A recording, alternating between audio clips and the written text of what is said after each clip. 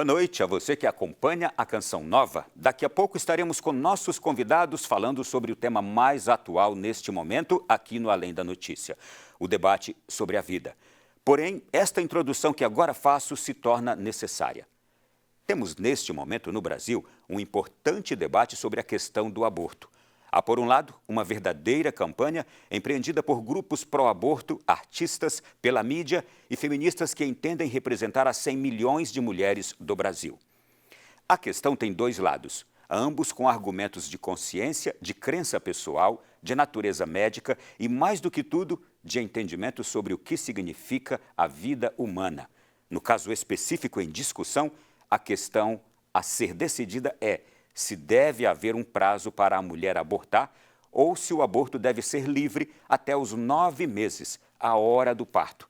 Mas esse debate honesto foi sequestrado e desviou a proposta real, transformando um projeto sobre limite temporal para a retirada do bebê numa discussão sobre o estupro.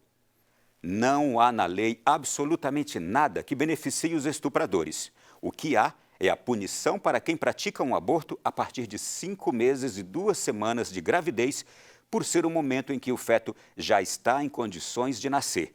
Seu coração está batendo, os sistemas circulatório, digestivo e urinário funcionam normalmente, o sexo já está definido, o bebê se movimenta dentro da mãe, é capaz de ouvir os sons exteriores, já sente dor e reage à presença da luz. E isto está claro para a ciência e para o Conselho Federal de Medicina, a maior associação de médicos do país, a entidade que tem mais autonomia para falar desse assunto.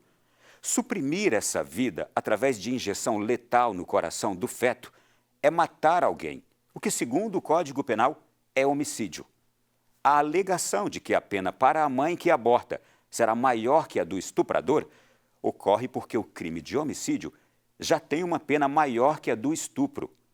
O estuprador leva uma pena menor porque estuprou e não porque matou. E segundo a legislação, matar é mais grave que estuprar. E antes dos nossos convidados da noite de hoje, eu trago agora um outro convidado com uma voz eloquente sobre este assunto. Me pergunta é antes da lei civil, antes da lei religiosa, a lo humano, ¿no? Es justo eliminar una vida humana para resolver un problema. Es justo alquilar un sicario para resolver um problema. O nosso Além da Notícia de hoje começa assim, de forma diferente. Estamos fora dos nossos estúdios, estamos no ambiente externo e este programa está sendo gravado numa ocasião muito particular, às vésperas da realização da 10ª Marcha Nacional pela vida, pela família, pela cidadania em nosso país. E aqui na noite de hoje, neste ambiente onde estamos, numa noite de encontro, confraternização dos líderes, dos grandes nomes pró-vida do Brasil, que estão aqui reunidos, é um momento de trocar experiências e de falar também exatamente dessas experiências de luta e de atenção permanente em favor da vida em nosso país. Saúdo a doutora Lenise Garcia, que é a coordenadora nacional do Movimento Brasil Sem Aborto. Boa noite, tudo bem, doutora? Boa noite, muito obrigada pela possibilidade aqui de participar com vocês. Prazer é todo nosso. E que história tem o Movimento Brasil Sem Aborto no Brasil. Quero cumprimentar o Alan Araújo também, que é o coordenador da 17ª Marcha Nacional pela Cidadania e pela Vida. Seja bem-vindo, Alan, tudo bem? Tudo bem, muito obrigado. É uma alegria muito grande poder estar aqui participando, de mais esse programa da Canção Nova. Olha, eu quero perguntar a vocês aqui, e aproveito para cumprimentar também toda a audiência da Canção Nova, a gente sempre ouve falar da questão do aborto em nosso país. Há décadas já a gente vem acompanhando este constante embate que acontece, sobretudo aqui em Brasília. Mas é um embate que acontece todos os dias nas nossas cidades, nas nossas casas, nas casas de saúde. E é uma luta que a gente sabe que será permanente. Eu gostaria de ouvir de vocês sobre esse histórico de 17 anos do Movimento Brasil Sem Aborto. Doutora Lenise Garcia, Alan, o que temos que celebrar nesses 17 anos? Bem, eu penso que a maior celebração desses 17 anos é exatamente não ter passado nenhuma lei aprovando, o aborto no Brasil. A gente sabe que são muitas as tentativas, mas felizmente o povo brasileiro tem conseguido resistir. Se a gente olha documentos internacionais da década de 80, da década de 90, dos que querem implantar o aborto, eles diziam que o Brasil seria a liderança da América Latina, que eles tinham que aprovar o aborto no Brasil, que seria aprovado nos outros países. Infelizmente, a gente está vendo aprovar em outros países, mas o Brasil resistiu. Então, isso mostra que eles tiveram que mudar a prioridade, porque o Brasil não foi essa ponta de lança que eles queriam que fosse. Já eu quero saber que força é essa que há diferente no Brasil. Alain, também a sua visão sobre esse histórico já de marcha, 17 anos, foi realizada recentemente aqui em Brasília, e agora já eu falo quais foram os objetivos dessa 17ª marcha, mas como é que você olha também esse esforço que já vem aí de anos? É a 17ª marcha nacional, mas é a primeira marcha distrital. E é a primeira marcha distrital com uma lei. Então, agora entrou no calendário oficial do governo do Distrito Federal a marcha nacional, a marcha distrital da cidadania pela vida contra o aborto. Isso é um passo assim, importantíssimo nesse processo, porque isso nos abriu a possibilidade de, por exemplo, fazer um acordo de cooperação técnica com a Secretaria da Família, que nos assim, agiliza muito os processos burocráticos, porque para realizar uma marcha com autorização do poder público aqui na capital federal, exige assim uma série de autorizações, Então isso nos facilita essa autorização.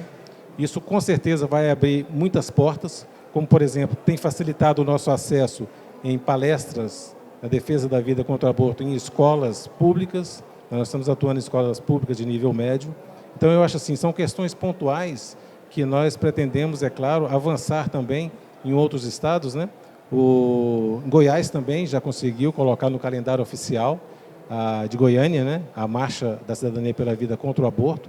Então, eu acho que são avanços assim, significativos que são decorrentes justamente desses 17 anos. Então, assim, passados os 17 anos, aí o poder público começa a identificar que nós somos uma marcha da família, uma marcha ordeira, uma marcha pacífica.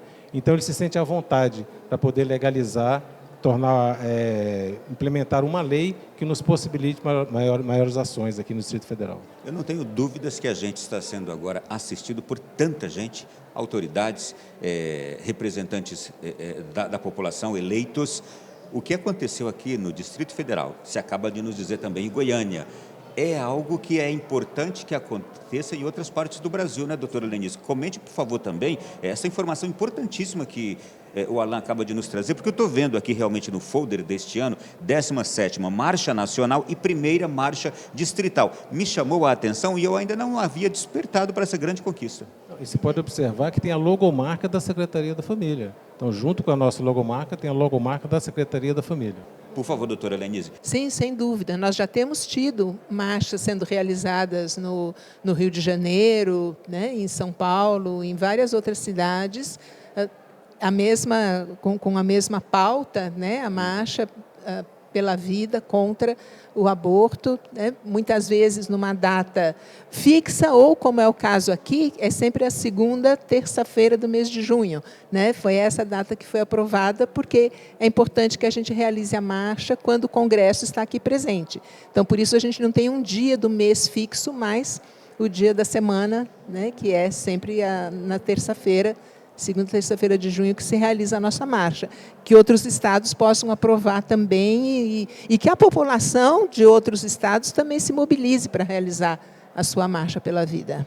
Gente, o nosso Além da Notícia, como eu disse no comecinho, ele está fora dos estúdios justamente por isso. Estamos aqui às vésperas da 17ª Marcha Nacional pela Cidadania e pela Vida. E estamos nesse ambiente externo. Se você perceber qualquer movimentação aqui atrás de mim, é que realmente nós estamos aqui em meio a uma grande confraternização. E a marcha desse ano, doutora Lenice Garcia, ela trouxe 2 importantes objetivos, que é, primeiro, chamar a atenção para 2 pautas que são elas, o Estatuto do Nascituro, e a segunda, a aprovação de um projeto de lei que proíba o procedimento de assistolia fetal em casos de aborto previstos em lei.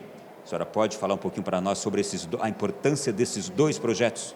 Sim, o Estatuto do Nascituro, ele já é uma pauta nossa há muitos anos. Infelizmente, ele já teve 2 aprovações em comissões da Câmara dos Deputados, mas já faz alguns anos que, infelizmente, ele está parado na Comissão da Mulher, e O ano passado até se tentou uma votação de urgência para ele, mas acabou não sendo votado. Houve o requerimento de urgência, mas não foi votado.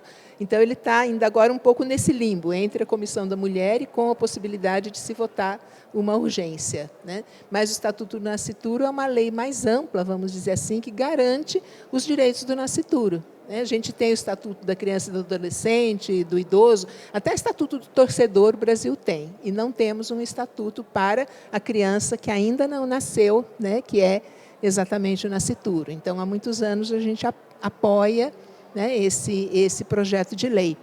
Já essa questão da sistolia fetal, ela é bastante recente. Eu sei que é um termo complexo, médico, inclusive tem sido usado esse termo em algumas das leis, ou em outras não, foi uma outra abordagem diferente, em projetos de lei.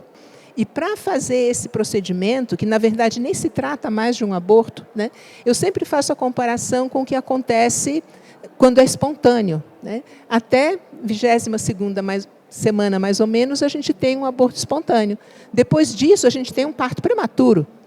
É uma criança que nasce viva e que, muitas vezes, e principalmente com a técnica que temos hoje, já tem viabilidade, já pode se desenvolver, crescer, ter uma vida normal.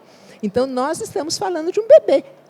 Então, quando eles querem fazer isso, né, o que chamam de aborto, né, nessas idades gestacionais mais tardias, então, para não correr o risco de que a criança nasça viva, quando a criança ainda está no ventre da mãe, eles dão uma injeção de cloreto de potássio no coração da criança, para que ela morra. Esse é um procedimento proibido em veterinária. Esse é um procedimento que só com anestesia pode ser usado para pena de morte, e estão aplicando essa pena de morte nos nossos bebês. Então, o Conselho Federal de Medicina fez uma norma proibindo esse procedimento extremamente cruel, mas essa norma, infelizmente, foi parar no STF, teve um parecer favorável com uma liminar. Então, atualmente, está se podendo fazer, exatamente por causa dessa liminar do STF. E foi contra isso que o Congresso se levantou e vários deputados apresentaram projetos de lei que proíbem esse procedimento ou que colocam essa barreira, vamos dizer assim, das 22 semanas como realmente o possível para se fazer nos casos em que a legislação não pune. Foram as duas causas principais dessa 17ª Marcha Nacional deste ano, não é? E daí, mais uma vez, a gente enfatizar a importância de nós também agora, nos vários estados brasileiros, darmos apoio a esses parlamentares, deputados, senadores e governadores que têm essa pauta da vida como muito cara a eles, para que eles lutem por esses projetos. E a gente continuar dando apoio, incentivo e força para que eles estejam ali combatendo o tempo inteiro, porque assim como tem esses parlamentares pró-vida, que estão propondo esses dois projetos, por exemplo, há sempre um outro lado. Alain, e mobilizar esses parlamentares pró-vida como agora, como é que vocês conseguem organizar? Bem, é importante dizermos que o Movimento Brasil Sem Aborto é um movimento composto basicamente de voluntários, né? Então, nós não temos ninguém remunerado no Movimento Brasil Sem Aborto, é um trabalho essencialmente de voluntários. Então, assim, são pessoas que trabalham com muita boa vontade, com muita disposição, né? Então, por exemplo, a marcha, ela é custeada por esse evento que está acontecendo aqui hoje, né? Esse jantar, onde nós fazemos um jantar, sempre nós procuramos fazer um jantar numa churrascaria, e então as pessoas compram o bilhete e o recurso desse jantar é dirigido, então, para bancar os custos da marcha, né? Onde nós temos maiores custos está justamente na questão do trio elétrico, né? Porque a nossa marcha, nós não montamos também nenhum tipo de infraestrutura, né? Só utilizamos basicamente o trio elétrico e material de divulgação para que ela possa se realizar, né? Então, o nosso pedido ao presidente da Câmara Federal, o senhor Arthur Lira, para que atenda esse apelo, né, que já está lá em suas mãos, para que sejam votados, então, os pedidos de urgência, tanto do Estatuto do Nascituro, quanto esses projetos de lei que vão proibir a prática da sistolia fetal no nosso país. Doutora Lenise, algo também a dizer, o que dizer ao nosso Brasil, às autoridades, quanto à possibilidade que cada pessoa tem, que cada autoridade tem, de dar apoio a esta luta? Sim, é fundamental, né? E nós falávamos, né, dessa questão da sistolia fetal. Ninguém tem sabido me responder por que motivo matar uma criança que pode nascer e ser dada em adoção. Ela já está pronta, se a mãe não quer que dê em adoção, mas por que matar antes de que ela venha ao mundo, né, para já vir ao mundo morto? Então, é importante que as autoridades se conscientizem de que é disso que se está falando, né, porque muitas vezes fica a questão no ar. E o que a senhora nos traz é tão importante que aqui também, Alain, nesta noite, vocês têm aqui pessoas representando instituições pró-vida no Brasil que aceitam essa criança. Sim, sem dúvida. Que adotam essa, ou melhor, que recebem essa criança, que cuidam dessa mãe gestante até a hora do parto. Se ela quiser, permitem, ajudam financeiramente, inclusive, essa mulher a se tornar independente depois, que encaminham essa criança para a adoção, caso essa mãe não queira. A gente tem aqui as mais diversas instituições representadas que vêm para essa marcha. Então, a pergunta que a senhora deixa é importantíssima. Por que matar se há quem queira? Mas se há uma forma de manter aquela vida e deixar que aquela vida brote, não é? Eu quero agradecê-los muito e parabenizá-los mais uma vez pela realização da marcha, pelo evento da noite de hoje também. Doutora Lenise, muito obrigado. Prazer mais uma vez tê-la aqui. Eu que agradeço a oportunidade, estamos à disposição. Meu agradecimento a vocês. E agora a gente vai para o intervalo e no próximo bloco nós vamos receber aqui o Dr. Irã Galo, presidente do Conselho Federal de Medicina, e o Dr. Rafael Câmara, que é membro da diretoria do CFM. Um momento importante para a gente falar sobre os últimos acontecimentos e o quanto o CFM tem sido importante para este debate a respeito da vida em nosso país. Intervalo e voltamos já. Quien negara la defensa a la persona humana más inocente y débil, a la persona ya concebida, aunque todavía no nacida, cometería una gravísima violación del orden moral. Nunca se puede legitimar la muerte de un inocente. ¿Qué sentido tendría hablar de la dignidad del hombre, de sus derechos fundamentales, si no se protege a un inocente o se llega incluso a facilitar los medios, los servicios privados o públicos para destruir vidas humanas indefensas? A você que está acompanhando o Além da Notícia com esta temática atualíssima, eu inicio este bloco antes da conversa com novos convidados, refletindo com você. Uma coisa que as pessoas nem sempre consideram com o aborto é a vida que aquele embrião poderia ter tido. Quantos cientistas, professores, atletas, médicos, artistas, inovadores e servidores públicos em potencial não poderiam compartilhar seus talentos? Nunca saberemos. Se considerarmos algumas celebridades que quase foram abortadas, isso nos ajudará a perceber as consequências de uma decisão tão drástica. Então vamos conhecer algumas pessoas famosas que escaparam do aborto e considere a coragem de suas mães que ponderaram fazer um aborto, mas acabaram por tomar a decisão de seguir em frente com a gravidez, mesmo que isso exigisse sacrifício. Brooke Shields. No seu livro intitulado Havia uma Garotinha, a atriz revelou que o seu avô paterno quis pagar à sua mãe para que fizesse um aborto, Papa João Paulo II. A sua mãe, que já havia perdido uma filha pouco depois do nascimento, decidiu avançar com a gravidez, mesmo depois dos médicos a terem aconselhado a fazer uma interrupção pelo risco de vida que ela correria. O mundo não teria conhecido João Paulo II. Celine Dion. A mãe já tinha 13 filhos quando engravidou de Celine e ponderou interromper a gravidez, mas o seu padre acabou por convencê-la a ter a criança. Devo a minha vida a este padre, disse a cantora mais tarde. Quando minha mãe superou a decepção, ela não perdeu tempo com autopiedade e me amou apaixonadamente, ainda disse ela. Cristiano Ronaldo. Quando Maria das Dores descobriu que estava grávida pela 4ª vez, procurou por um médico para realizar o aborto. Este, porém, respondeu que não havia nenhuma razão física para abortar e que esse bebê lhe traria muita alegria na vida. Sem a cumplicidade do médico, Dolores tentou outros métodos de aborto que não funcionaram. Por fim, disse que se a vontade de Deus é que esta criança nascesse, que assim seja. Durante o parto, o mesmo médico disse uma frase que ficou na memória de Dolores. Com pés como estes, será um jogador de futebol. Em outras consultas, o mesmo médico, vendo a preocupação da mãe, a animava dizendo: alegra-te, mulher, este bebê vai te dar muita sorte na vida e muitas felicidades. Neste bloco aqui, a gente recebe 2 convidados extraordinários. Eu já quero cumprimentar aqui o doutor Irã Galo, presidente do CFM.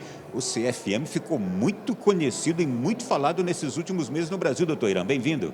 Bem-vindo, muito obrigado pela essa deferência que você está dando ao Conselho Federal de Medicina, que é um órgão que fiscaliza e normatiza a medicina brasileira.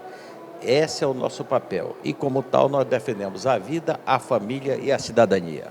E eu tenho certeza que orgulhou imensamente a maioria da sociedade brasileira com a coragem, nesses últimos meses, se mantendo neste debate a respeito da vida. Muito obrigado, já a gente vai poder falar muito mais. Quero receber aqui também, o senhor foi o relator daquela resolução do CFM que propõe a proibição da sistolia fetal. Dr. Rafael Câmara, conselheiro federal do CFM, boa noite, bem-vindo.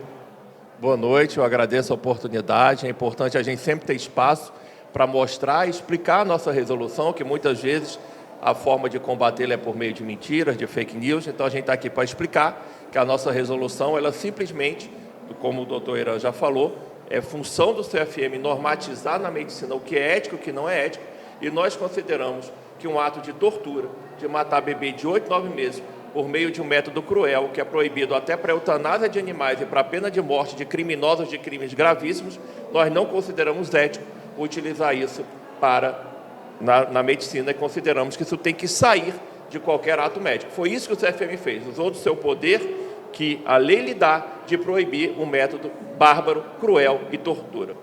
Eu vou querer saber dos desdobramentos dessa resolução, isto é, a gente está ainda com os desdobramentos dela, mas como é que está tudo caminhando? Todavia, doutor Irã, o quanto foi desafiador esta decisão corajosa do CFM, porque certamente vocês sentiram o impacto dela, né? Sim, primeiro levaram para a população brasileira uma contra-informação em relação a dizer que o Conselho Federal de Medicina não ampara a mulher que sofreu um estupro. Então, só pode ser feito o aborto legal através de três expedientes. Primeiro, risco de vida materna, anencefalia, que inclusive na anencefalia nós fomos peça fundamental no Supremo Tribunal, ele nos escutou, já nesse caso ele não nos escutaram em relação à sistolia fetal e agora, por último, risco de vida materna. Então, esses três condições jurídicas, nós somos favoráveis. Lógico, evidente. Em momento algum, eu, como ginecologista, eu irei fazer, porque é objeção de consciência. Eu tenho o direito de escolher não fazer qualquer tipo de procedimento, porque é um direito que eu tenho. É uma das prerrogativas dos pilares hipocráticos, é a autonomia do médico e o sigilo médico. E, como tal, nós vamos defender. Neste caso específico da sistolia fetal, é um método cruel. O futuro do Brasil está nas nossas crianças. Nós não podemos permitir você matar uma criança dentro do ventre materno. E mais ainda, este método, essa técnica, ela poderá também trazer risco materno. Se tiver qualquer alteração, a mãe poderá morrer também com esse método cruel, que é abominável. Enquanto eu estiver em vida e dirigindo o Conselho Federal de Medicina, não irei permitir. Vocês têm quantos médicos pertencentes ao CFM no Brasil? Hoje nós temos 600 mil médicos que congrega o Conselho Federal de Medicina. Então, o Conselho Federal de Medicina, ele é comandado, cada estado elege um conselheiro federal. No caso, o Rafael Câmara, ele representa o estado do Rio de Janeiro. Por sinal, representa muito bem, exemplarmente, o Estado do Rio de Janeiro. A prova que coube a ele, com essa sabedoria que ele tem, ser o relator da assistolia fetal, que, como digo, não me arrependo 1 milímetro, muito pelo contrário. Muito pelo contrário. Nós somos mal interpretados com notícias falsas que nós não podemos aceitar.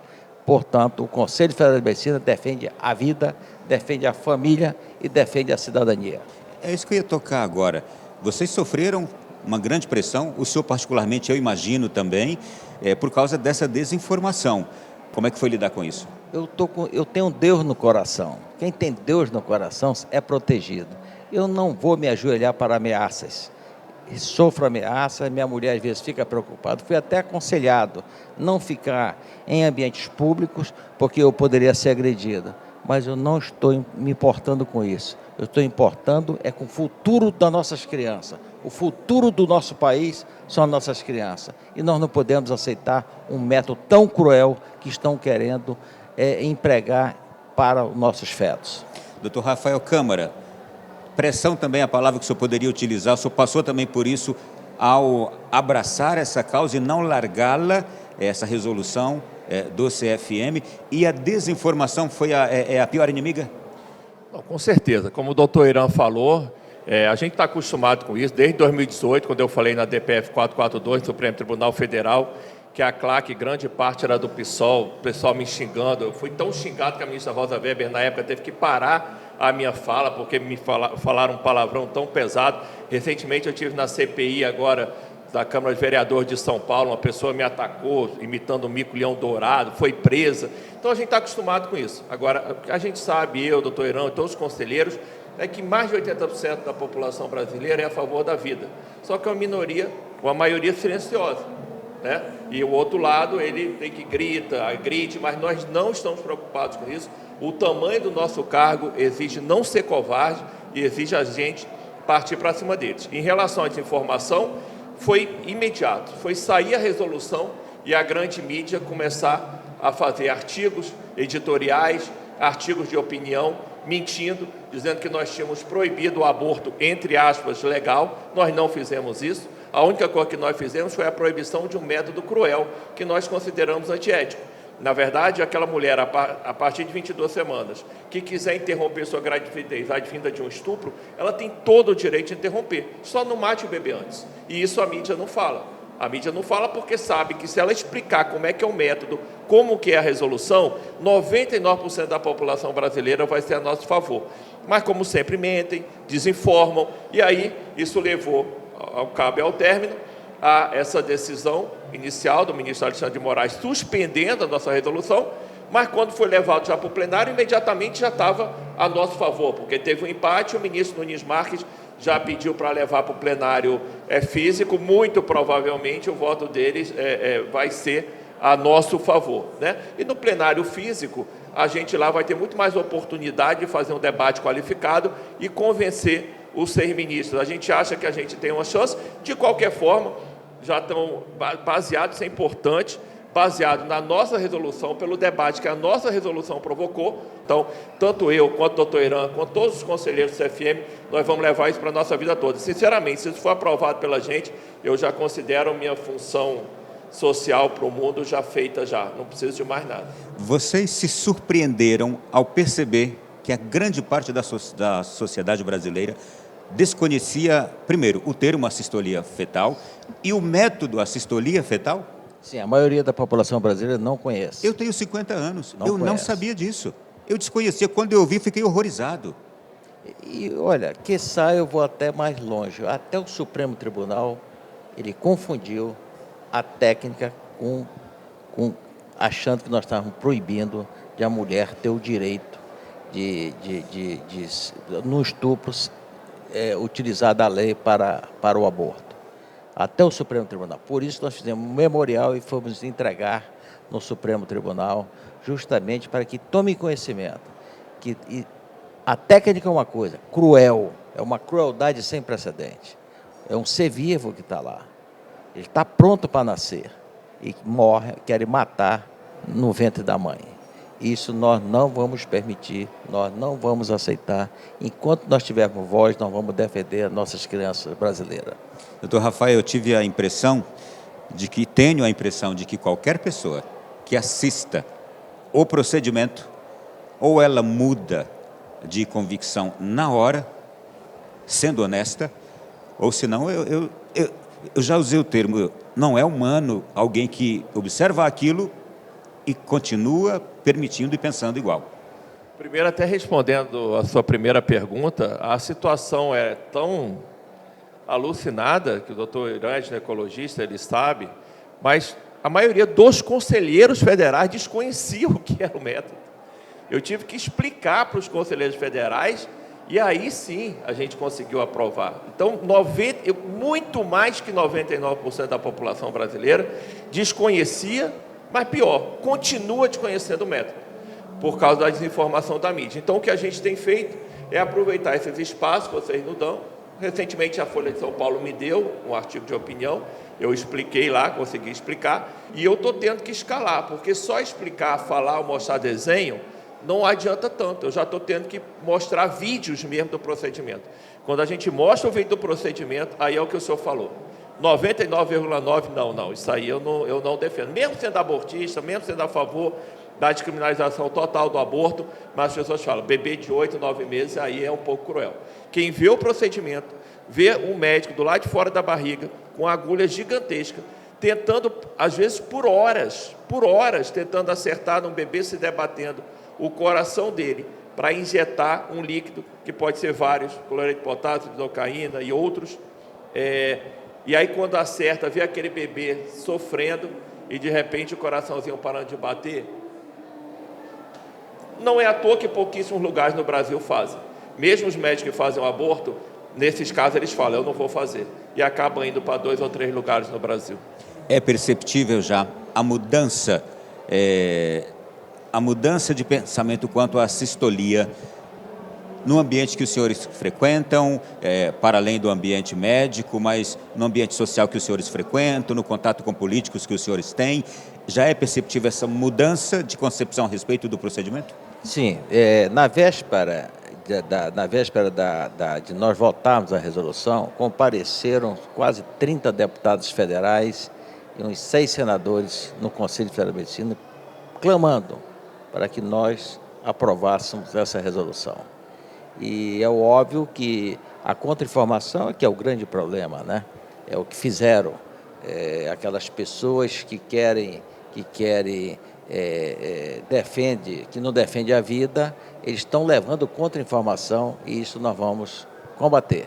E vamos, quantas vezes for necessário, nós faremos as entrevistas que estamos fazendo agora. Doutor Rafael, o que é importante agora dizer à nossa sociedade, às pessoas, ao cidadão, que tem esse valor e que depois também tomou conhecimento do que é a sistolia, mas tornou-se disposto a qualquer coisa para defender a vida. O que dizer agora a esse cidadão, às autoridades todas? Algumas coisas. Primeiro, informar. Quem sabe, explicar para todo mundo. Segundo, pressionar os parlamentares. Absolutamente fundamental. Deputados federais, senadores, deputados estaduais. Recebemos, o presidente está aqui, moções de apoio de todo o Brasil. Câmara de Vereadores, Assembleias, Câmara Federal, Senado Federal. Essa pressão popular é fundamental. Por isso, está correndo tão rápido o projeto de lei, que na prática é a nossa resolução. Só que com letras diferentes, porque qualquer aborto acima de 22 semanas não se faz para risco de morte materna, porque você simplesmente tira o bebê, antecipa o parto, e também não para anencefalia. E a única forma de fazer para estupro é por meio da sistolia. Então, com letras diferentes, simplesmente está se colocando uma pena que é semelhante à de homicídio. Então, foi isso. É a pressão. E os ministros do Supremo, eles ouvem a população. Quando a população toda fala, isso chega neles. E também manter essa composição, né, do Conselho Federal de Medicina. A gente está aí em época eleitoral para o CFM, então os conselheiros que estão lá são pró-vida, grande parte, então é fundamental. Se mudar a composição do Conselho Federal de Medicina, é que nem Congresso.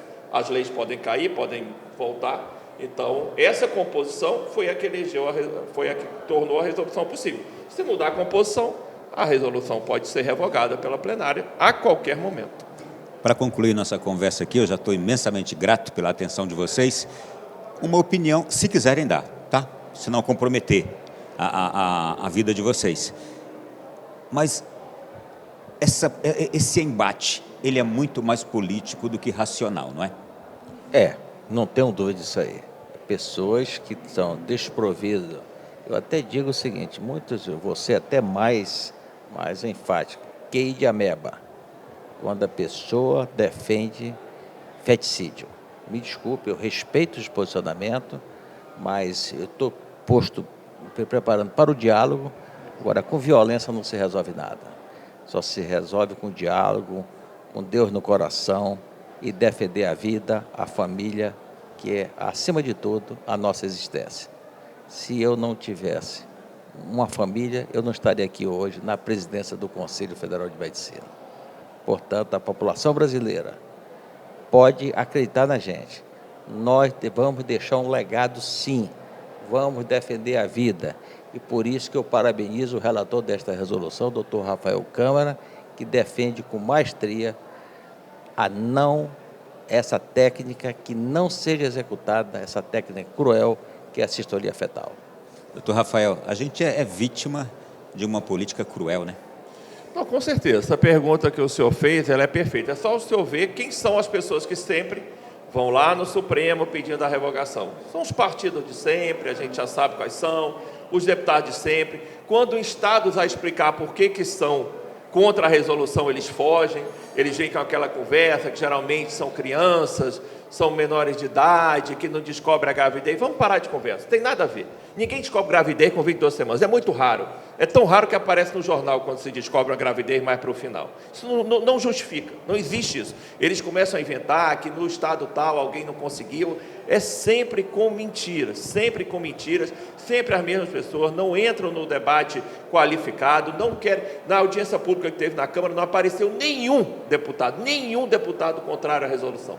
Porque na hora que eles sabem que é para discutir com um especialista, que é alguém que conhece, que quando vier com bravada, com mentira, rapidamente eu vou os refutar, eles preferem não ir, eles preferem ficar ali só na claque deles ali, com os seguidores dele, com aquele pessoal ali, que mesmo eles, a maioria, quando orientado do que é a técnica de assistolia, posso garantir que a maioria não vai apoiar isso. Por isso que é tão importante esses poucos momentos que a gente tem para explicar do que se trata a assistolia fetal. Uma frase só, assistam ao vídeo de uma assistolia, assistam ao vídeo, não é? Doutor Irã, doutor Rafael, foi um prazer tê-los aqui, peço também ao nosso público brasileiro, nosso povo que nos acompanha, as orações por vocês, para que vocês conservem sempre este mesmo vigor, este mesmo ideal, essa mesma conduta. Obrigado pela conduta de vocês. Precisamos dessas orações, sim, isso é muito importante para que seja um tônico para que nós continuemos defendendo a vida, a família e a cidadania. Não só a gente precisa, como isso nos ajuda muito.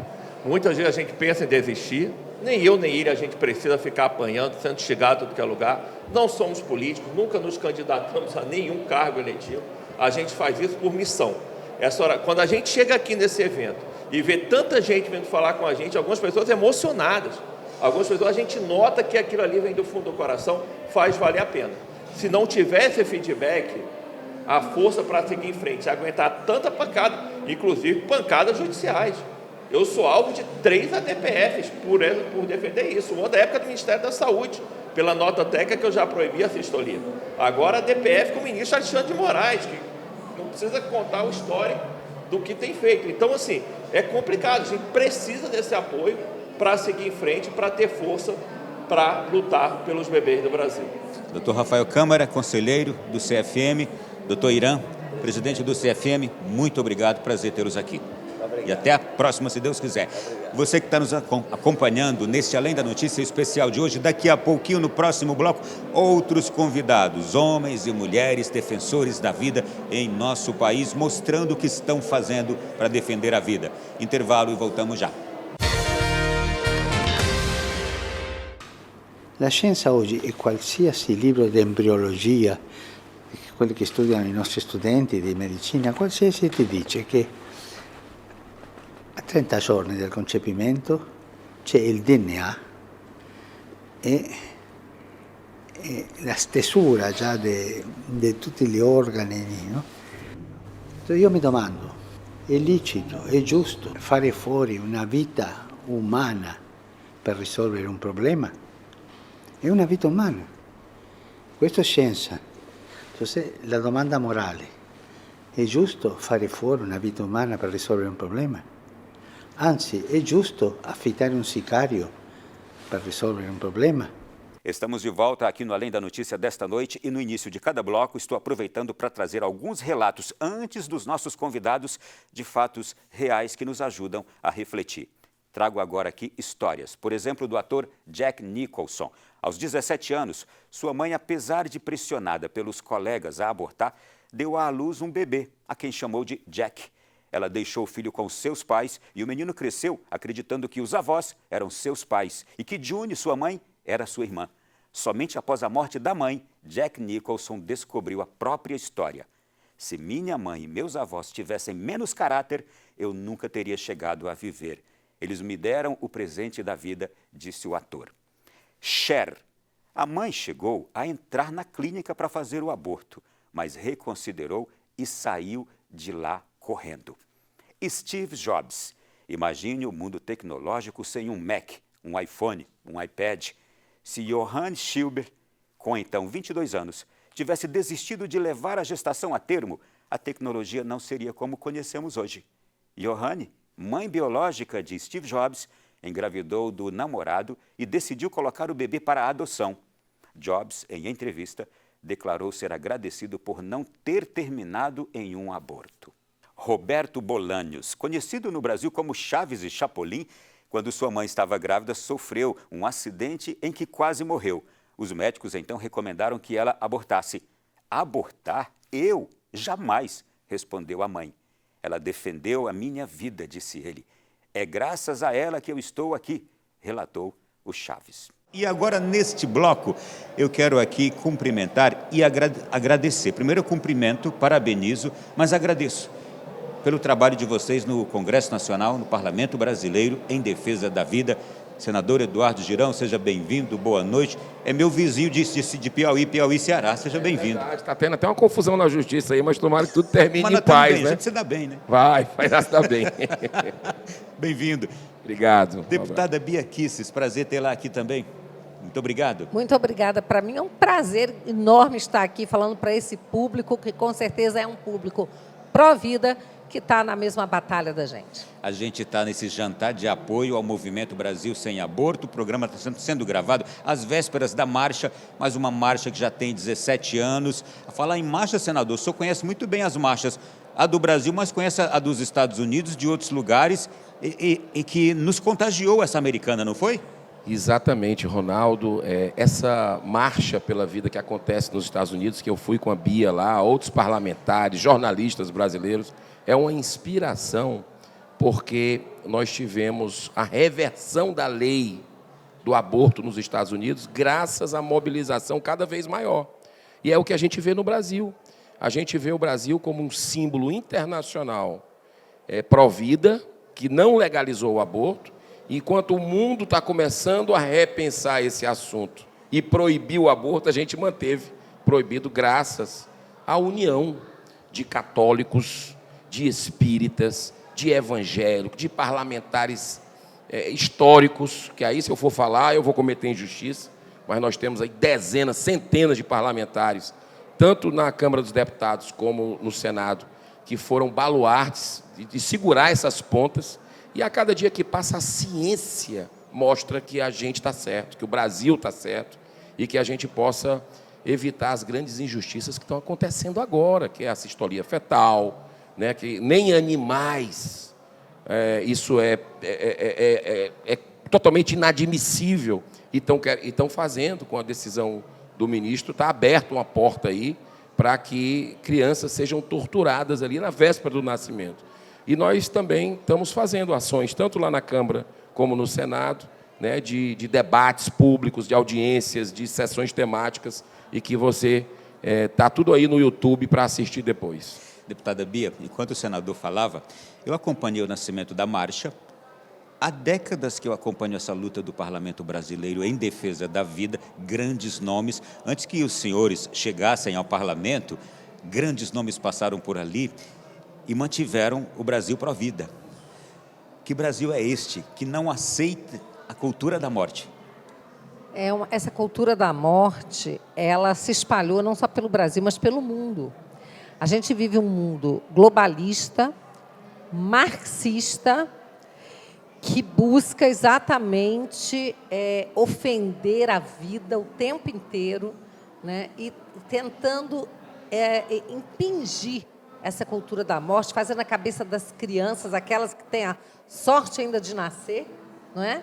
Então, nós estamos aqui para lutar, e eu quero aqui fazer uma referência toda especial à minha querida amiga deputada Cris Tonieto, que é presidente da nossa frente contra o aborto, e dizer que nós, graças a Deus, somos cada vez mais deputados, senadores que se unem nessa causa tão importante, como diz meu querido amigo senador Eduardo Girão, a causa das causas, a causa da vida. E quero dizer que estive realmente com ele na Marcha pela Vida em Washington.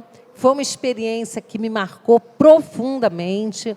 O senador Girão, ele é uma pessoa extremamente generosa, que sempre leva a essa marcha amigos parlamentares, para que a gente possa ver de perto o que já acontece nos Estados Unidos e a gente possa trazer esse modelo para cá. Aqui, a marcha ainda não é tão grande como a de lá, que você tem 1 milhão de pessoas caminhando até na neve, né, sob aquele inverno rigoroso, mas que não desistem. E aqui no Brasil a marcha tem crescido a cada ano, e isso para nós é um alento, uma esperança.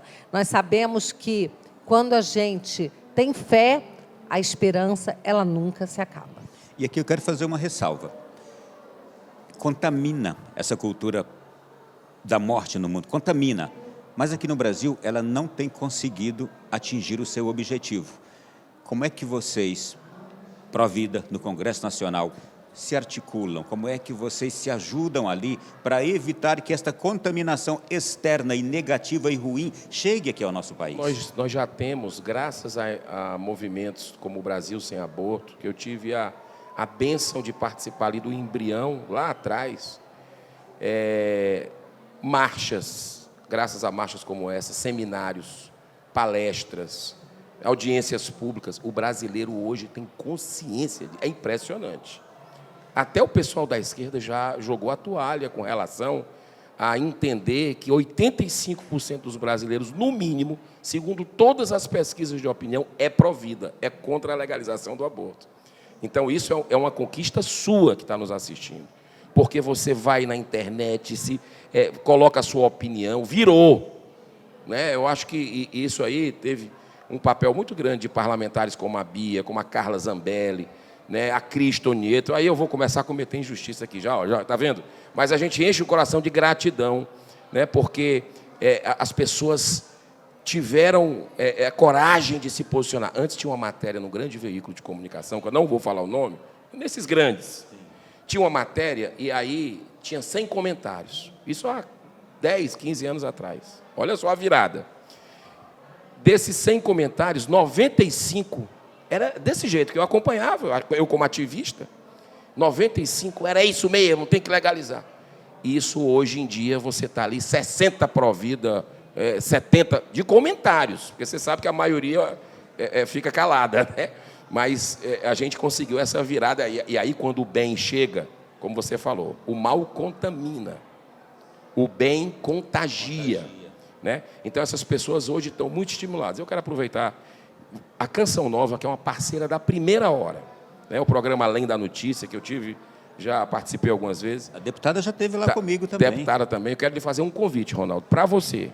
No próximo ano, sempre no começo de janeiro, ali na segunda, terceira semana, porque quando foi legalizado o aborto nos Estados Unidos, tem a Marcha pela Vida, que é a March for Life, né, que é o maior evento pró-vida do mundo. Queria lhe convidar, você é convidado nosso, para estar junto com a delegação brasileira, né, para que a gente possa caminhar juntos e você entender ali na origem desse grande movimento que está contagiando o mundo todo, e o aborto nós vamos reverter no mundo todo. Mas a gente vai conseguir com o brasileiro que não está omisso, que está se posicionando cada vez mais avançar na cultura da vida. O convite está aceito, tá? Ótimo, que bom. Vai ser uma honra estar lá também, porque quando a gente observa aquele movimento, emociona, não é? De perceber isso. E, deputado, pois não? Respondendo a sua pergunta, né, complementando aqui, né, o que o senador Girão falou também, na Câmara dos Deputados a gente tem se mantido muito unidos nas comissões, SCCJ, a gente não deixa brecha. E, recentemente, agora, nós tivemos, inclusive, uma manifestação fantástica de um grande médico, uma das maiores autoridades no mundo em cirurgia de separação de gêmeos siameses, que é um deputado por Goiás, deputado Zacarias Calil, e da tribuna, ele usando o boneco que ele trouxe do laboratório da universidade, ele demonstrou como é feita essa cistolia fetal, levando a seringa, a agulha, o bebezinho, né, o boneco do feto, da mãe, do ventre. E nós estávamos na tribuna, eu estava ao lado dele, outros deputados ao lado dele. Isso foi algo que passou para o Brasil inteiro assistir.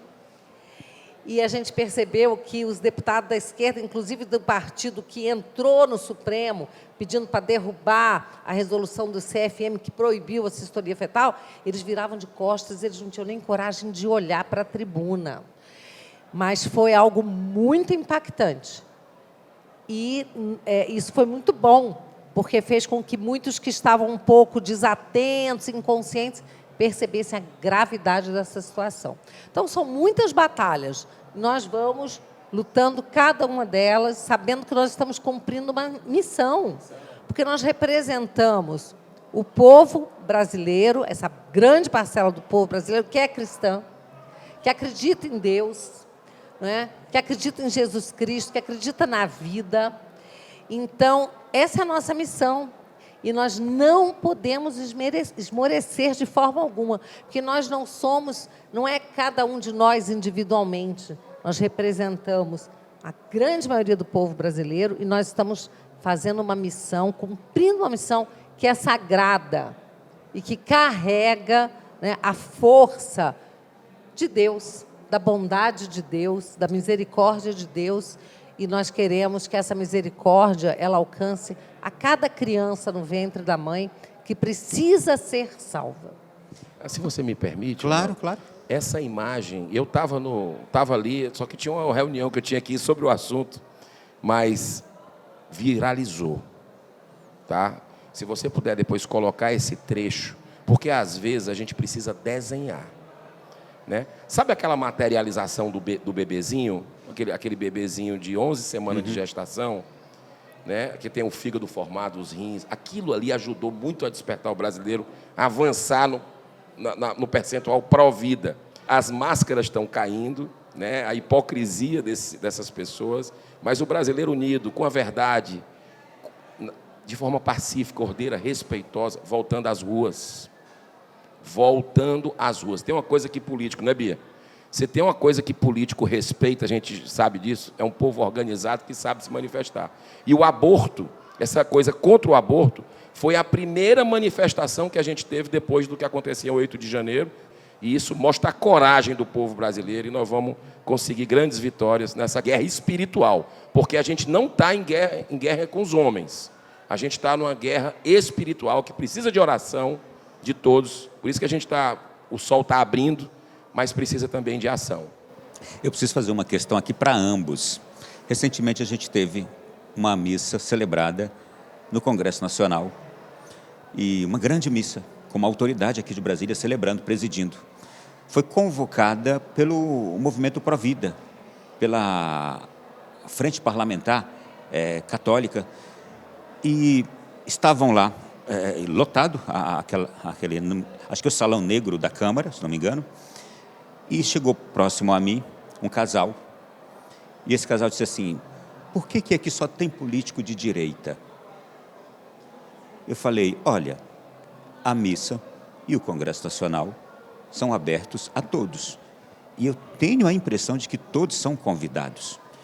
Se não vêm aqui os pertencentes aos partidos de esquerda, eu não sei te responder o porquê. A gente vê que no movimento em defesa da vida, só tem políticos de direita. O que acontece com os de esquerda, mesmo aqueles que se dizem cristãos, às vezes tem até gente ali bem conhecida no seio católico, no seio evangélico, mas porque são daqueles partidos, não se unem à defesa da vida. O que acontece? A gente sabe até que tem deputados que são católicos e eles têm uma questão, talvez, do partido que até os aprisione, né? É muito difícil para um deputado de um partido de esquerda conseguir se libertar, mas a gente muitas vezes conta até com o voto de um ou outro. Então, a gente não pode desprezar ninguém, a gente tem que buscar trazer essas pessoas sempre para o nosso lado, sabe? Então, a gente sabe que tem aqueles que são realmente ativistas da morte, do aborto, de tudo que é ruim. Mas tem um ou outro que a gente sabe que, no fundo, eles acreditam na vida, eles acreditam em Deus e estão, muitas vezes, aprisionados num partido onde eles começaram a vida política. Então, o que a gente faz para essas pessoas? A gente reza, a gente conversa e tenta trazê-las para o nosso lado. Mas a Bia tem razão. Tem alguns ali que estão nesses partidos, né, que no fundo trabalham a legalização do aborto, mas eles não. E eu acho que num determinado momento vão ter que decidir, né, exatamente entre a cruz e a espada aí. E a nossa causa contagia, né? Então, vamos rezar para contagiá-los. Isso. É isso mesmo. A gente não pode desprezar ninguém que possa vir para o nosso lado, porque nós estamos falando de vida, de coisa muito importante. Prazer muito grande tê-los aqui e é um prazer e um obrigado também pelo que vocês fazem ali na defesa dos nossos valores, dentre eles esse que se destaca sobre todos, a vida. Gratidão pela oportunidade, muita gratidão, que Deus abençoe abundantemente a TV Canção Nova, a rede, e quero dizer para você que vai ser uma honra, se Deus permitir, para a gente estar juntos no começo do ano que vem, nessa delegação do Brasil. Todos os anos a gente vai. Você é nosso convidado e você vai sentir ali uma coisa, né, que tem mexido com as pessoas. É um negócio indescritível, indescritível. É transformador. Eu acho que todo mundo tem que passar por essa experiência. E eu que agradeço também, Ronaldo, muito bom estar aqui falando para esse público. Quero reafirmar aqui que vocês contem comigo, com o meu mandato, na defesa da vida, na defesa da família, na defesa da liberdade, na defesa da fé, da liberdade religiosa, da liberdade de expressão. Nós estamos juntos, o nosso lema é Deus, Pátria, Família, Liberdade. Que prazer enorme. Obrigado a ambos. Gente, esse bloco está ficando por aqui. Daqui a pouco mais surpresas ainda, mais convidados especiais nessa noite extraordinária em apoio ao Movimento Pro Vida no Brasil, ao Movimento Brasil Sem Aborto. Intervalo bem rápido e a gente volta já. Ma come può essere terapeutico, civile o semplicemente umano un atto che sopprime la vita innocente e inerme nel suo sbocciare? Io vi domando, è giusto fare fuori una vita umana per risolvere un problema? Cosa pensate voi? È giusto? È giusto o no? È giusto affittare un sicario per risolvere un problema?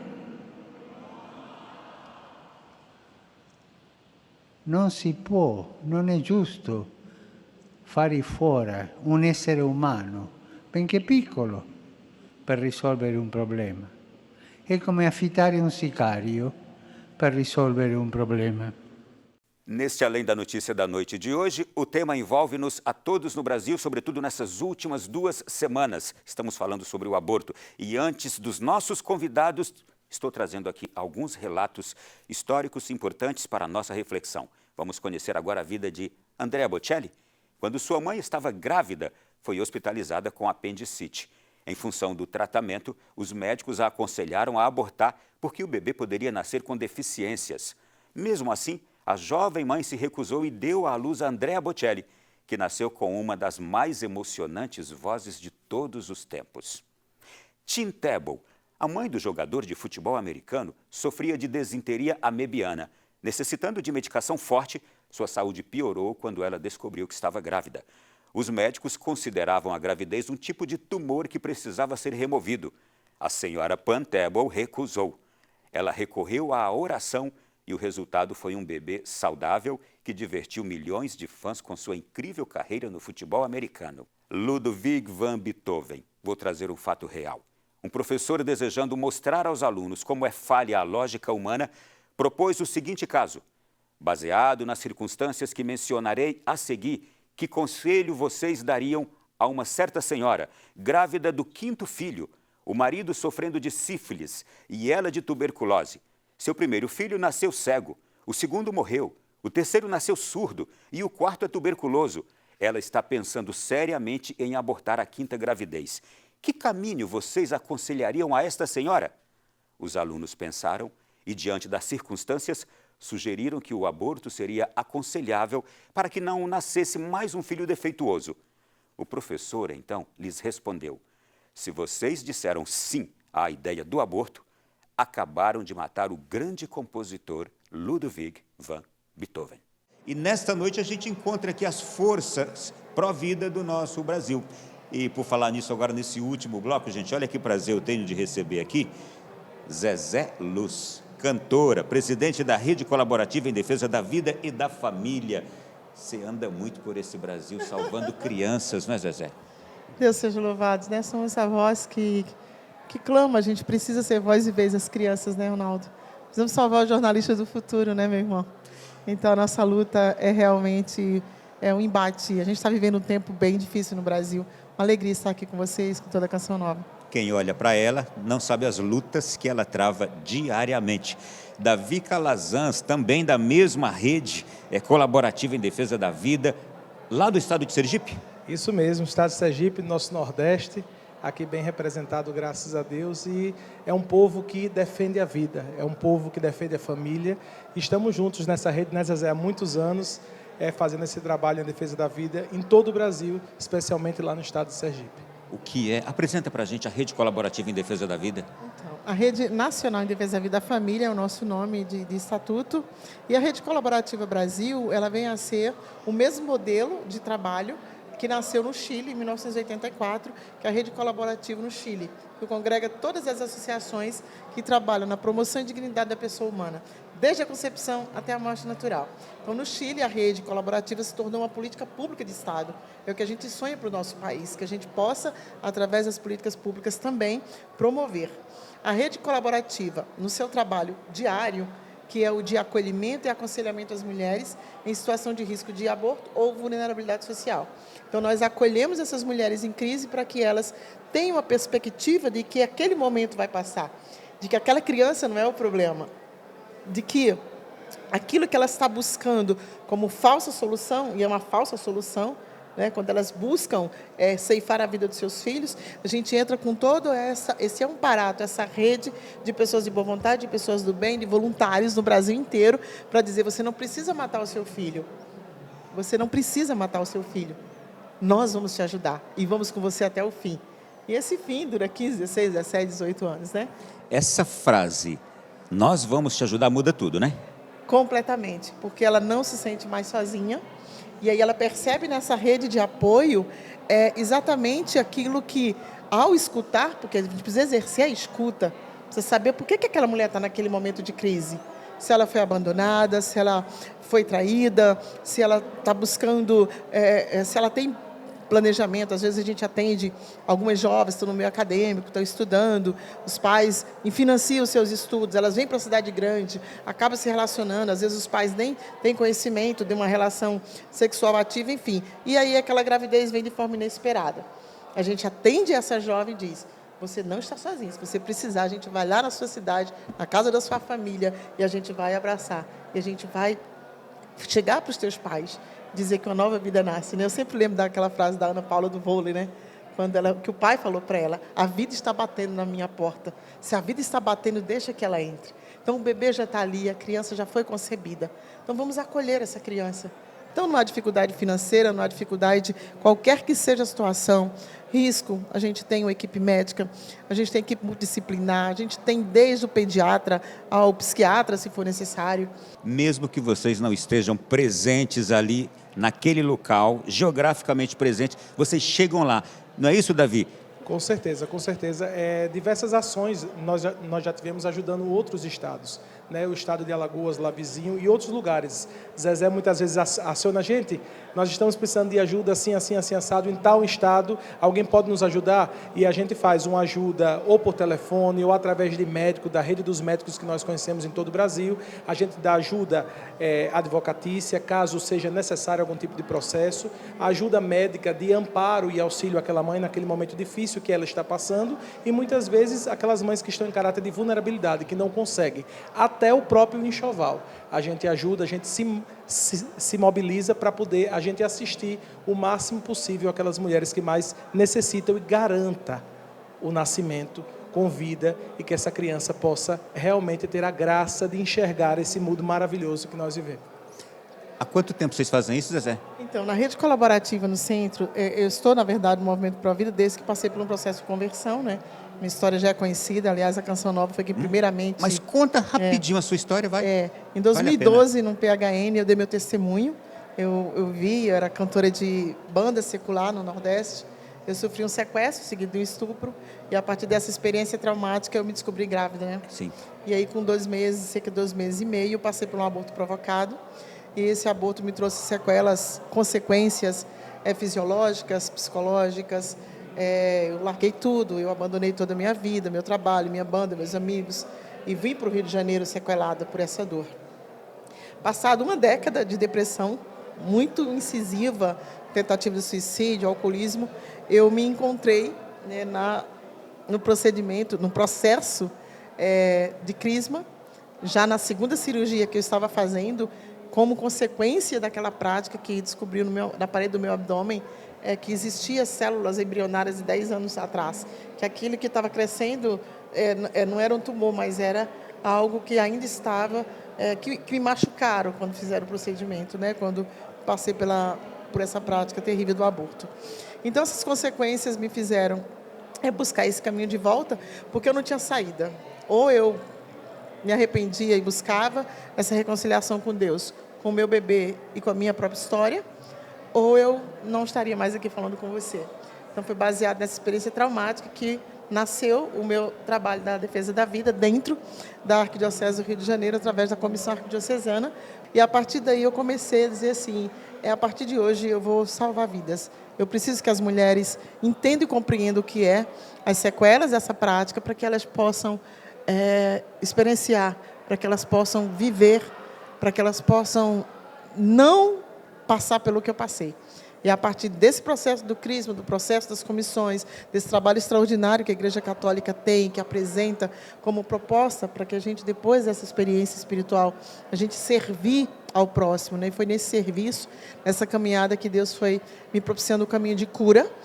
E aí já veio lá em 2004, 2005, eu comecei já a atuar no fronte, aconselhando mulheres a não abortar. Eu lembro do primeiro bebê que a mulher desistiu do aborto, hoje é uma jovem, eu sou madrinha dela. E aí eu fico pensando assim, meu Deus, a minha filha, eu sempre falo isso, eu não pude erguer a minha Gabriela e mostrar para Deus, batizar, entregar. Mas todos os bebês que Deus me concede a graça, já são mais de 2.000 bebês salvos do aborto catalogado. Eu ia perguntar isso agora. Essas crianças, mais eu digo, Mais de 2.000 Senhor, bebês mais. Que seriam abortados. Que seriam abortados. E que você ou vocês... A minha equipe, a Elba Ramalho ajudou muito a gente, quando a Elba veio em 2010. Aí, em 2009, eu passei pelo Projeto Esperança. Aí, o Projeto Esperança foi o divisor de águas. Porque aquilo que ainda estava dentro de mim, que era uma consequência, uma sequela, que eu não compreendia aquilo que eu passava. Tipo, eu ia aconselhar uma mulher para não passar pela prática em crise, e eu entrava e começava a chorar. Não mate o seu filho, você não sabe o que é perder um filho. Babá. E aí eu contava a minha história. E aí, depois do Projeto Esperança, que foi exatamente o que a gente veio fazer esse final de semana aqui na Arquidiocese de Brasília, Gratidão cardeal, gratidão, Padre Eduardo, por receber o Projeto Esperança, que, na verdade, já veio para o Brasil desde 2009, no Rio de Janeiro. Quando eu passei pelo Projeto Esperança... Eu vou te perguntar já o que é o Projeto Esperança, você está mencionando tanto. E aí a gente foi... E aí, o Projeto Esperança, a síntese do Projeto Esperança é um caminho de reconciliação. Existe cura pós-aborto. Você que me ouve, você que nos ouve, esse programa tão maravilhoso, saiba que há um caminho de volta para as mulheres que, assim como eu, o seu filho não vê a luz, a mãe de um filho não nascido, porque eu não deixei de ser mãe, né? E daí veio a maternidade, eu engravidei novamente, e a minha filha, eu posso dizer que foi mais um presente de Deus e um sinal, que aí eu achei que eu era estéril, que eu não conseguiria mais ter filho, que Deus tinha me castigado, e aí Deus vai me dar uma nova vida, e a partir da minha maternidade Ele me restaurou por completo. A minha filha hoje, segunda filha, tem 28 anos, é médica, e salva vidas comigo, né? Vamos lá. É muita história. Davi, para você continuar essa história toda que a Zezé está contando, vocês estão antenados 24 horas por dia. Como é que vocês são encontrados ou como chegam para vocês os casos de meninas grávidas, mulheres grávidas, que vocês têm e fazem este trabalho de não deixarem abortar ou tentar convencê-las a não abortar? Então, a rede funciona em todo o país, né? E nós temos, além da rede própria fixa, nós temos diversos amigos, né? E existem braços. A própria igreja, as próprias pastorais, a Pastoral da Família é um grande braço nesse sentido, e outros braços de outros movimentos, a Renovação Carismática, a própria, várias comunidades consideramos a Canção Nova como uma grande parceira e propagadora da defesa da vida. Então, através disso, entendeu? É que nós somos encontrados. É que encontram os nossos contatos, os nossos Instagrams, os nossos telefones, e aí vão entrando em contato e vão dizer, você pode ajudar uma mãe assim que está no interior, tal, do estado de Sergipe, o interior... Não há limites para vocês. Não há limite. E aí a gente Qualquer se lugar junta, vocês vão. a gente liga para um, liga para outro, um pega um carro, um resolve, um leva para o médico, eu ligo para uma médica que está numa maternidade pública, você pode atender fulana de tal que está precisando de uma ajuda assim, assim, a gente vai levar. E não atendo, sim, vem aqui. E aí a coisa acontece. A providência de Deus realmente se manifesta e você vê a ação de Deus agindo em defesa da vida, porque são filhos, né? E todo pai ama demais os seus filhos como Deus nos ama, e com certeza Ele ajuda, Ele abre os caminhos, e a coisa acontece no Brasil inteiro, né, Zezé? Mesmo diante de tantas dificuldades que a gente encontra, mas você vê a graça do que é defender a vida e do que é trabalhar em favor da vida no Brasil. Mas vamos lá, agora alguém nos acompanha e tem conhecimento de uma moça, de uma menina, de uma mãe que quer abortar. Como é que encontra vocês? A gente tem o nosso contato da Rede Colaborativa Brasil, que é 21 99 557 0604, 21 99 557 0604, e a partir dessa comunicação, que pode ser via WhatsApp, a gente identifica o DDD, o estado, e nesse estado a gente tem um núcleo da rede. Nós temos hoje no Brasil 41 núcleos formados dentro dessa estrutura, dessa equipe disciplinar, com pediatra, com médico, com obstetra, com advogado, com a pessoa lá da pastoral, a que faz o enxoval, o psicólogo, os provedores, aí compra o berço, reforma o quartinho, e a criança já chega com todo esse acolhimento que toda criança merece. Vocês também precisam de dinheiro. E ainda dinheiro. tem estados que possuem casas, né, Zezé? Várias casas providas, né? Vocês também precisam de dinheiro. E tem gente que ajuda também financeiramente? A gente só recebe a ajuda da providência de Deus. A gente vive e subsiste de pessoas de boa vontade que vão lá, que ajudam, que acessam o nosso site www.redeprovida.com, e ali se torna um padrinho desses bebês que são salvos literalmente do aborto.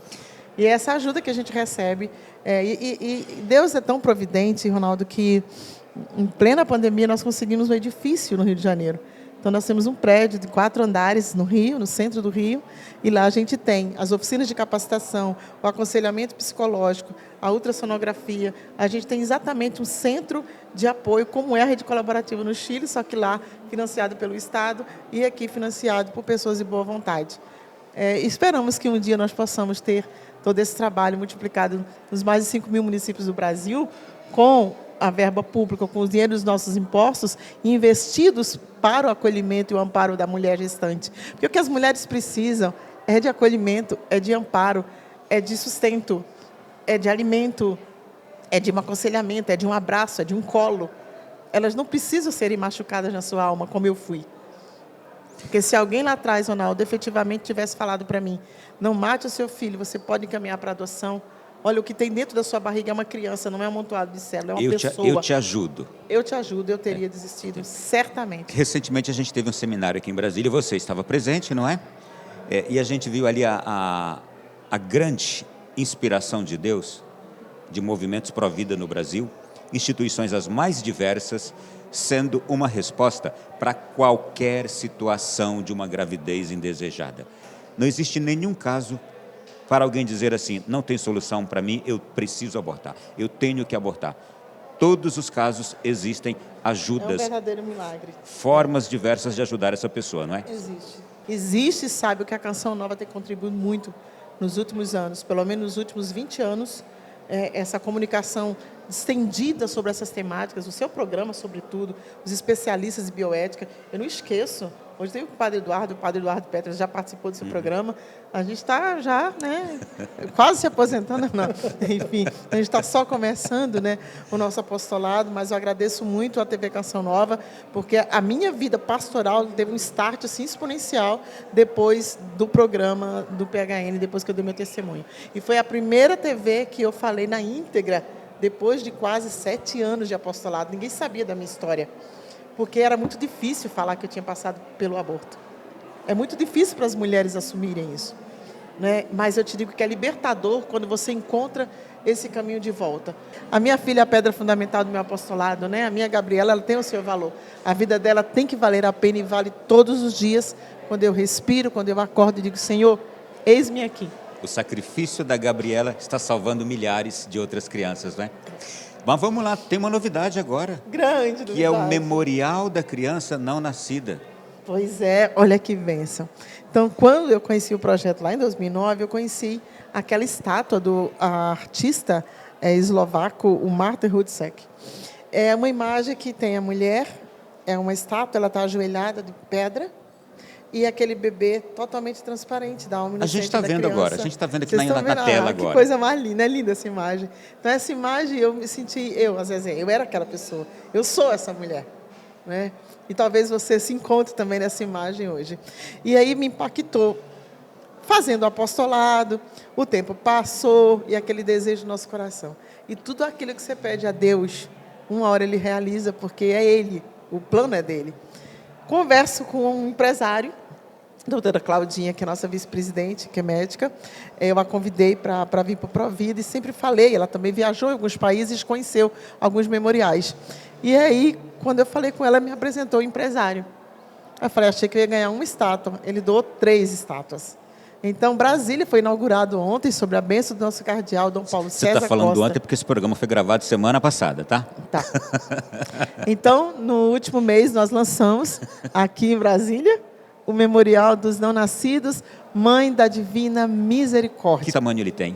Ele tem exatamente, como se fosse a minha estatura, uma mulher ajoelhada, Uau, em torno é de grande. 1 metro Em e tamanho 12, natural?